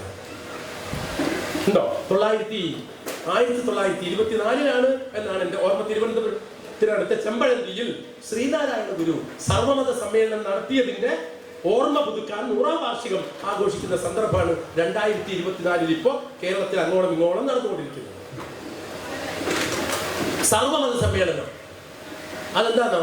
വാദിക്കാനും ജയിക്കാനുമല്ല, അറിയാനും അറിയിക്കാനുമാണ്. ഈ വാദിക്കാനും ജയിക്കാനുമല്ല, അറിയാനും അറിയിക്കാനുമാണ് എന്ന് പറയുന്ന ആ വാക്യം അദ്ദേഹത്തിന്റെ വായിൽ നിന്ന് വീണത് വാസ്തവത്തിൽ ഞാൻ കരുതുന്നില്ല അദ്ദേഹത്തിന്റെ, ഞാൻ പറയുന്ന ഒരു വാക്കും എൻ്റെ വകയല്ല. യഥാർത്ഥത്തിൽ നമ്മൾ പലരിൽ നിന്നും കേട്ടത്, മുതിർന്നവരിൽ നിന്ന് മനസ്സിലാക്കിയത്, വായിക്കുമ്പോൾ ശ്രദ്ധയിൽപ്പെട്ടത്, നമ്മൾ പഠിച്ച ശകലങ്ങളാണ് നാം പരസ്പരം പങ്കുവെക്കുന്നത്. അദ്ദേഹത്തിൻ്റെ ഏറ്റവും അടുത്ത സുഹൃത്തുക്കളിൽ ഒരാൾ എന്തായിരുന്നാലും വക്കം അബ്ദുൽ ഖാദർ മൗലവി എന്ന ഇസ്ലാഹി പ്രസ്ഥാനത്തിന് തുടക്കം കുറിച്ച മഹാനുഭാവനായിരുന്നു. വക്കം മൗലവിയായിട്ട് വളരെ അടുത്ത സൗഹൃദം, സന്ദർശനം നടത്തി കാത്തു സൂക്ഷിച്ചു പോകുന്ന ആളാണ് പരസ്പരം അവർ രണ്ടുപേരും. ശ്രീനാരായണ ഗുരുവും ഇസ്ലാഹി പ്രസ്ഥാനത്തിൻ്റെ ഒന്നാമൻ എന്ന നിലയിൽ നമ്മൾ ചരിത്രത്തിൽ പറഞ്ഞ് പരിചയപ്പെടുത്താറുള്ള വക്കം മൗലവിയും. വാസ്തവത്തിൽ നമ്മുടെ നിലപാടെന്താ? നമ്മൾ ഒരു ആഘോഷവും നമ്മുടേതാക്കി മാറ്റേണ്ട. ഇപ്പോൾ നമ്മുടെ പെരുന്നാൾ, അവർ പെരുന്നാൾ ആഘോഷിച്ചിട്ടാണോ? അല്ല. നമ്മൾ ഈദുൽ അദ്ഹ അവർ ബലിയർക്കുന്നുണ്ടോ? ഇല്ല. നമ്മുടെ ഈദുൽ ഫിത്തർ അവർ നോമ്പ് പിടിക്കുന്നുണ്ടോ? ഇല്ല. അതൊന്നുമില്ല. പക്ഷേ അവര് ആ ഒരു രീതിയെ ആദരിക്കുകയും നമ്മുടെ സ്വാതന്ത്ര്യത്തെ അവർ വകവെച്ച് തരികയും ചെയ്യുന്നു. സ്വാതന്ത്ര്യത്തെ വകവെച്ച് കൊടുക്കുക എന്ന് പറഞ്ഞാൽ അതിന്റെ അർത്ഥം എന്താണെന്നോ പ്രിയപ്പെട്ടവരെ, നിങ്ങൾ നിഷ്കളങ്കമായി ഞാൻ നിർദോഷമായി ചിന്തിച്ചു നോക്ക്. അതിനാണ് സഹിഷ്ണുത എന്ന് പറയാം. നമ്മൾ ചില വാക്കുകൾ അർത്ഥബോധമില്ലാതെ ഉപയോഗിക്കും.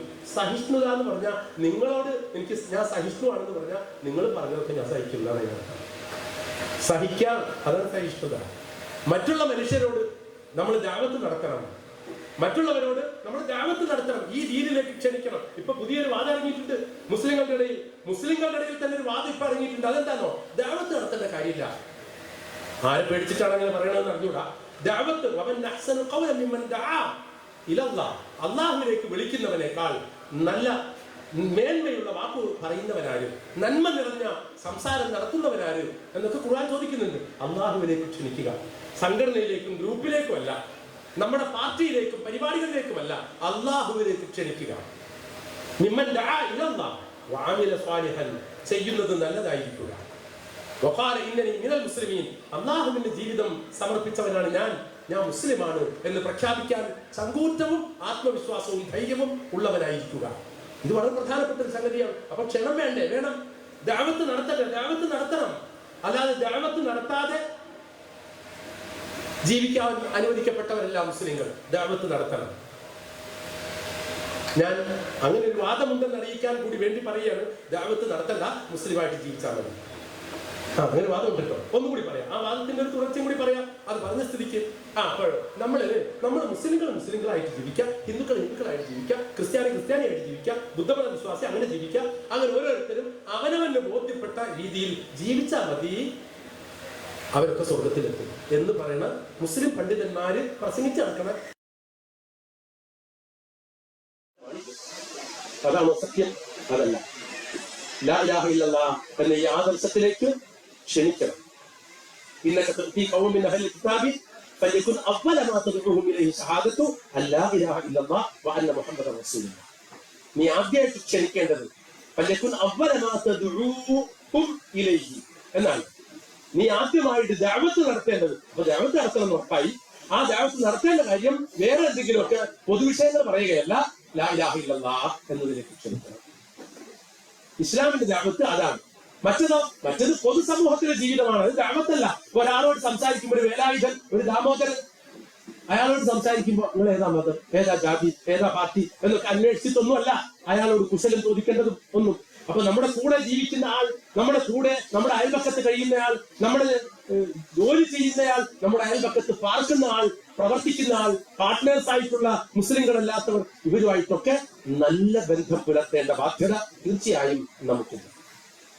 തികച്ചും സുതാര്യമായ ബന്ധം, ഒരു കളങ്കമോ കാപട്യമോ കറയോ ഒന്നുമില്ലാത്ത ബന്ധം. ആ ബന്ധം പുലർത്തി ജീവിച്ച ആളുകളാണ്. ഞാൻ അത്ഭുതപ്പെടുകയാണ്. ഈ ലോകം കണ്ട ബ്രിട്ടീഷ് സാമ്രാജ്യം ചരിത്രത്തിൽ നേരിട്ട ഏറ്റവും വലിയ കലാപം മലബാർ കലാപമാണ് എന്ന് പറയുന്നു. അതിന്റെ ഒരു തുടക്കക്കാരനായിരുന്ന, നോക്കൂ നിങ്ങൾ, ഈ കട്ടലശ്ശേരി മുഹമ്മദ് മൗലവി എന്നൊക്കെ പറയുന്ന ആളുകളില്ല. കട്ടിലശ്ശേരി അഭിപ്രായ വ്യത്യാസങ്ങളൊക്കെ പലരുമായിട്ടും അദ്ദേഹത്തിനുണ്ടായിരുന്നു. കട്ടിലശ്ശേരി മുഹമ്മദ് മൗലവി, നമ്മുടെ തിരൂരങ്ങാടിയിലെ കാത്തിബ് കെ എം മൗലവി, ഇവരൊക്കെ തമ്മിൽ ഉണ്ടായിരുന്ന ബന്ധം മാത്രമല്ല നമ്മൾ ഓർക്കേണ്ടത്, അവരും കോഴിപ്പുറത്ത് മാധവമേനോനും തമ്മിലുണ്ടായിരുന്ന ബന്ധം കൂടി നമ്മൾ ഓർക്കണം. ഇസ്ലാഹി പ്രസ്ഥാനത്തിന്റെ പാരമ്പര്യത്തിലും ചരിത്രബോധത്തിലും നമുക്ക് കേരളത്തിന്റെ മണ്ണിൽ ഉറച്ച ബോധ്യമുള്ള ബന്ധങ്ങളാണ് ഞാൻ ഈ സൂചിപ്പിക്കുന്നത്. എങ്ങനെയായിരുന്നു ആ ബന്ധം എന്ന്? അഭിപ്രായ ഭിന്നതകൾ നമുക്കിടയിൽ ഉണ്ടാവില്ലേ? അതുപോലെ കണക്കാക്കിയാൽ മതി ഇതര മതസ്ഥരുമായുള്ള അഭിപ്രായ ഭിന്നതകളെയും. അതിനപ്പുറം വേറൊന്നുമില്ല. ദഅവത്ത് നടത്തേണ്ടതോടൊപ്പം തന്നെ അവരെ മാന്യന്മാരായും അവര് മൗലികമായ അവകാശങ്ങളൊക്കെ അർഹിക്കുന്ന പൗരന്മാരായും, അവർ നമ്മുടെ സഹോദരങ്ങളായും അയൽക്കാരായും അവർ നമ്മുടെ പാർട്ട്നേഴ്സ് ആയിട്ടും ഒക്കെ കാണാനും കരുതാനും നമ്മളെ കൊണ്ട് സാധിക്കണം എന്നാണ് ഞാൻ സൂചിപ്പിച്ചത്. ഇതര മതസ്ഥരുമായിട്ട് ബന്ധമുണ്ടാക്കുക. ഈ ബന്ധം നമ്മളോട് ഏറ്റവും നന്നായി പറഞ്ഞത് മുഹമ്മദ് അബ്ദുറഹ്മാൻ സാഹിബ്. മുഹമ്മദ് അബ്ദുറഹ്മാൻ സാഹിബ് അദ്ദേഹം 1946 എന്റെ ഓർമ്മ. അദ്ദേഹം മരണപ്പെട്ടു പോകുമ്പോ, സ്വാതന്ത്ര്യം കാണാൻ ഭാഗ്യമില്ലാതെ മരിച്ചുപോയ മഹാനുഭാവൻ, ഇസ്ലാഹി പ്രസ്ഥാനത്തിന്റെ ആദർശത്തിൽ ഐക്യസംഘത്തിന്റെ ആശയധാരയിൽ മനസ്സും ഹൃദയവും ലയിച്ചു ചേർന്ന മുഹമ്മദ് അബ്ദുറഹ്മാൻ സാഹിബ്, കേരള സിംഹം മുഹമ്മദ് അബ്ദുറഹ്മാൻ സാഹിബ്. ഓർത്തു നോക്കണം, കേരളത്തിന്റെ വീരപുത്രൻ എന്ന് തീർത്തും ഒരക്ഷരം തെറ്റാതെ പറയാവുന്ന മുഹമ്മദ് അബ്ദുറഹ്മാൻ സാഹിബ്. ഈ മൊയ്ത് മൗലവി 100ന്റെ തികവിലേക്ക് കടന്നു വന്ന് അങ്ങനെ നാടിന് വെളിച്ചമേകി അവസാനം വരെ ഇസ്ലാഹി പ്രസ്ഥാനത്തിന്റെ ആദർശത്തിൽ ജീവിച്ച ഈ മൊയ്ത് മൗലവി, വക്കം മൗലവി,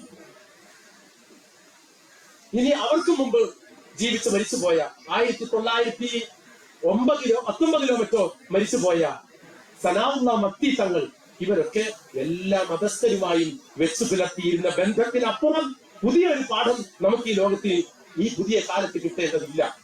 അതാണ് ഇസ്ലാം. എല്ലാ മനുഷ്യരുമായിട്ട് നല്ല ബന്ധത്തിൽ ജീവിക്കാം. അങ്ങനെ പരസ്പരമുള്ള ബന്ധം നന്നാക്കിയും സാമുദായികമായ ഒരു ഹാർമണി, സൗഹൃദം അത് കൂടുതൽ ബലപ്പെടുത്തിയും ജനാധിപത്യപരമായ അവകാശങ്ങൾ പരസ്പരം വകവെച്ചു കൊടുത്തും അങ്ങനെ ജീവിക്കണം. നോക്കൂ നിങ്ങൾ, നമ്മുടെ നാട്ടിലെ സ്ഥാനാർത്ഥികൾ അവരുടെ ജാതി മതം നോക്കിയിട്ടല്ല നമ്മൾ വോട്ട് ചെയ്യുന്നത്. അല്ല, അവരുടെ സംസ്കാരം നോക്കിയിട്ടാണ്, അവരുടെ റെപ്രസെന്റേഷൻ, അവരുടെ പ്രാതിനിധ്യം, അവരെന്തിനെ പ്രതിനിധാനം ചെയ്യുന്നു, അവരെന്ത് നിലപാടെടുക്കുന്നു എന്ന് നോക്കിയിട്ടാണ്. രാഷ്ട്രീയമായി നമ്മളോടും ശത്രുതാപരമായിട്ടല്ലാത്ത സമീപനം സ്വീകരിക്കുന്ന ആരുമായിട്ടും നമുക്ക് നല്ല സൗഹൃദത്തിന്റെ അന്തരീക്ഷത്തിൽ ആത്മാർത്ഥമായി തന്നെ അകത്തും പുറത്തും ജീവിച്ച് മുന്നോട്ട് പോവുകയാകാം എന്ന് പഠിപ്പിക്കുന്നുണ്ട് ഇസ്ലാം. ലാ യൻഹാകുമുല്ലാഹു അൻ ലദീന ലം യുഖാതിലുകും ഫിദ്ദീനി വലം യുഖ്രിജൂകും മിൻ ദിയാരികും അൻ തബർറൂഹും വതുഖ്സിതു ഇലൈഹിം ഇന്നല്ലാഹ യുഹിബ്ബുൽ മുഖ്സിതീൻ. തീർച്ചയായും മത വിഷയങ്ങളിൽ നിങ്ങളോട് കലഹത്തിന് വരാത്ത, നിങ്ങളുടെ ആരാധനാ സ്വാതന്ത്ര്യത്തിൽ കത്തിവെക്കാത്ത, നിങ്ങളുടെ നാട്ടിൽ നിന്നും ജന്മനാട്ടിൽ നിന്നും പുറത്താക്കാൻ വെമ്പൽ കൊള്ളാത്ത ആരുമായും നോക്കണം. അല്ലദീൻ, ആ കൂട്ടർ ആരുമാകട്ടെ, അവർ ഇന്ന വിഭാഗമില്ല, യാതൊരു കൂട്ടർ, അവർ ഏത് കൂട്ടരാ, അവര് ഹിന്ദുക്കളാകാം, ക്രിസ്ത്യാനികളാകാം, ജൂതന്മാരാകാം, ആരുമാകട്ടെ, അൻതബർറൂഹും, നിങ്ങൾ അവർക്ക് ബിർറ് ചെയ്തു കൊടുക്കണം. ബിർറ് ചെയ്യാന്ന് പറഞ്ഞാൽ അവർക്ക് എന്തെങ്കിലും ഗുണവും പുണ്യവും ഒക്കെ അങ്ങോട്ട് ചെയ്തു കൊടുക്കണം. വതുഖ്സിതു ഇലൈഹിം, അവരുമായുള്ള സഹവർത്തിത്വത്തിൽ നീതിയുടെ പൂർണ്ണമായ നിറമുണ്ടാകണം.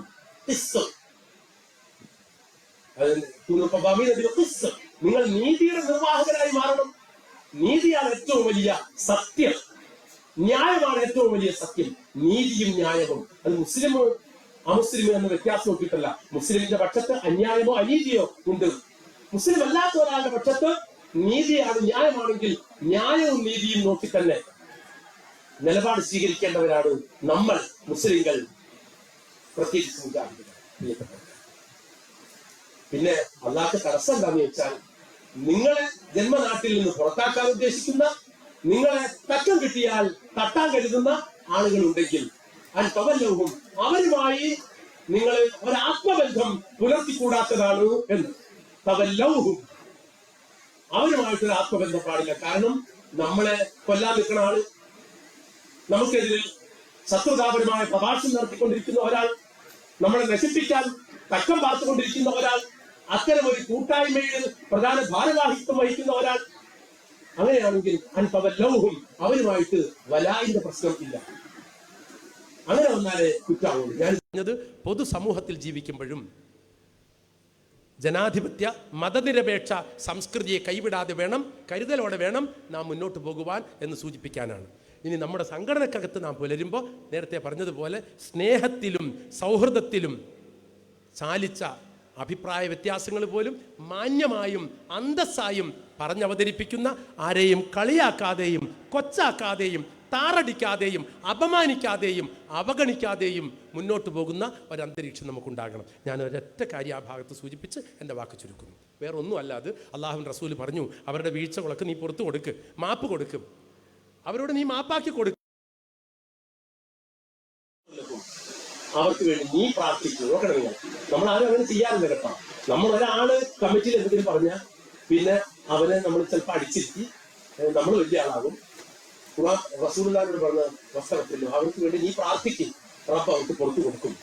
അവർക്ക് വേണ്ടി പ്രാർത്ഥിക്കാം, തെറ്റ് തിരുത്തി, അവരുടെ കാഴ്ചപ്പാടുകളിലെ വൈകല്യങ്ങൾ തിരുത്തി നിങ്ങളോടൊപ്പം മുന്നോട്ട് വരട്ടെ എന്നിട്ട് പറയണം. പക്ഷെ അവർക്ക് ഇനി അവരൊരു ഭാഗത്തും ഒരു നേരത്തും ഒരു വിഷയത്തിലും അഭിപ്രായ വ്യത്യാസം പറഞ്ഞു എന്ന് വിചാരിച്ച് അവരുമായിട്ട് നീ കൂടി ആലോചിക്കാതിരിക്കരുത് മേലിൽ.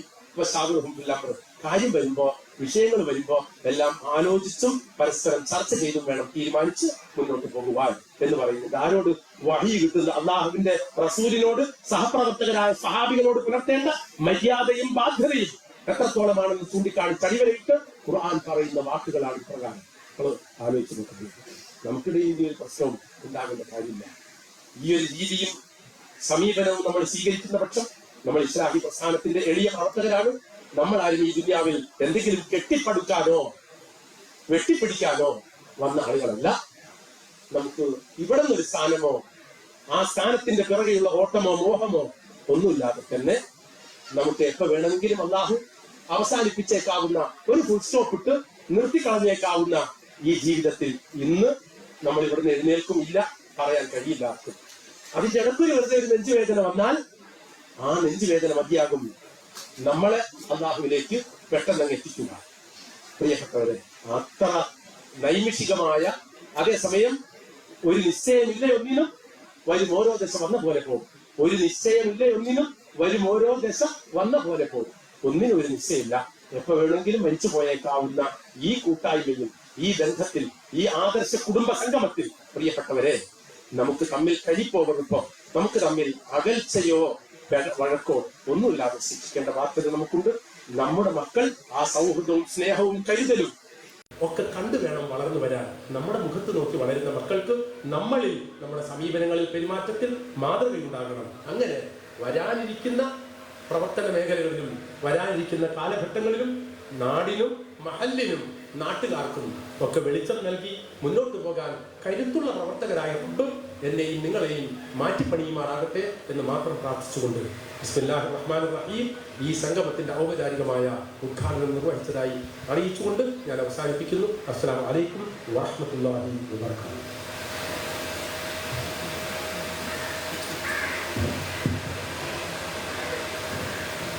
നമ്മുടെ ഈ കുടുംബസംഘം